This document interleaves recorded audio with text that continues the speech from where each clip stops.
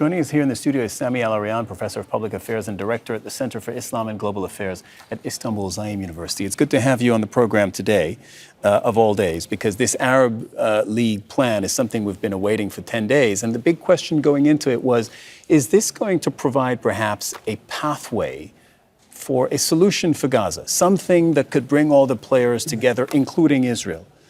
Do you think the plan achieves that? It does, because the Arabs really thought this through. It appears that it is a plan that has very detailed maps, including the path forward, the way forward, the roadmap to reconstructing Gaza, not in the way that Trump wants it. Trump wants to turn it into a beach property financed by the Arabs. The Arabs says no. We're going to have it for the Palestinians. It's a complete refutation and rejection of Trump's plan of forced displacement and expulsion of the Palestinians, but it does have details on how to do it and to move forward.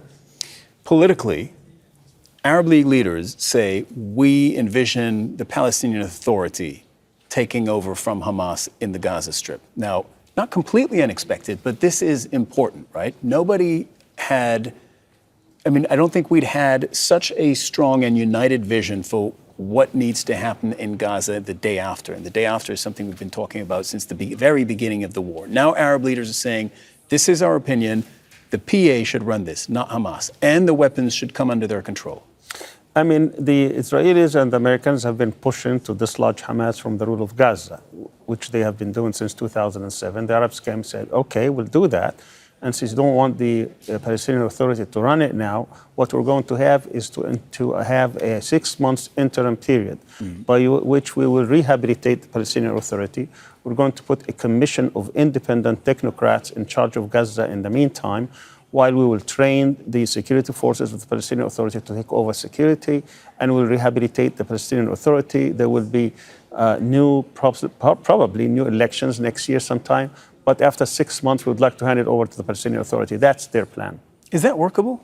I don't think it's going to be accepted by the Israelis or the Americans. But that's the Israelis have already said in their statement, we need to get Hamas completely out of Gaza. They seem to reject the plan wholesale. That's another important thing. It's not just what's in the plan, what's not in the plan.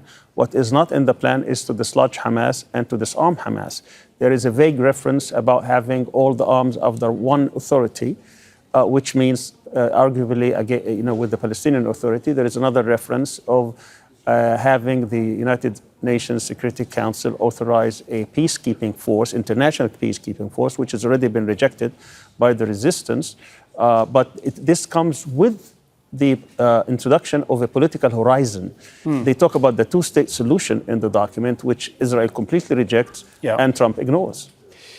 But so if I circle back to my first question, the big question here is, can this be a framework agreement for really the region and for the Israeli-Palestinian conflict? And Israel's rejecting it. The White House has already said they're rejecting it. So it doesn't seem that this can work as a roadmap to a path forward. Like most proposals before it, usually Israel wants to dictate the future of the Palestinians. So this time around, the Arabs have come and put their foot forward because they were afraid that this Trump's proposal of expelling the Palestinians from Gaza is going to destabilize not just the Palestinian situation, but the whole region. So if they stand their ground, they are going to have some kind of international diplomatic missions going around the world, including the United States, to try to argue that this is the best path forward, including, obviously, that the end result would be a two-state solution. I believe the White House is not interested in that, but they will try to argue otherwise. The same with Israel, will totally reject it, particularly with this right-wing government. So we may come back in a couple of months not having any kind, and this may or may not ignite a new war, because that's what Netanyahu wants, is to resume the war. But I believe that Trump does not want to resume the war. So it's going to be very interesting how the Americans are going to handle this. And when Noor was just explaining to us, the new army chief in Israel is already making plans to go back into Gaza. One more thing for you. Hamas and the Palestinian Authority both saying that they agreed to hold new elections in relatively short order. Do you see that actually happening? Unfortunately, this is like the 10th time that the Palestinian Authority would call for elections, only to be canceled at the last moment.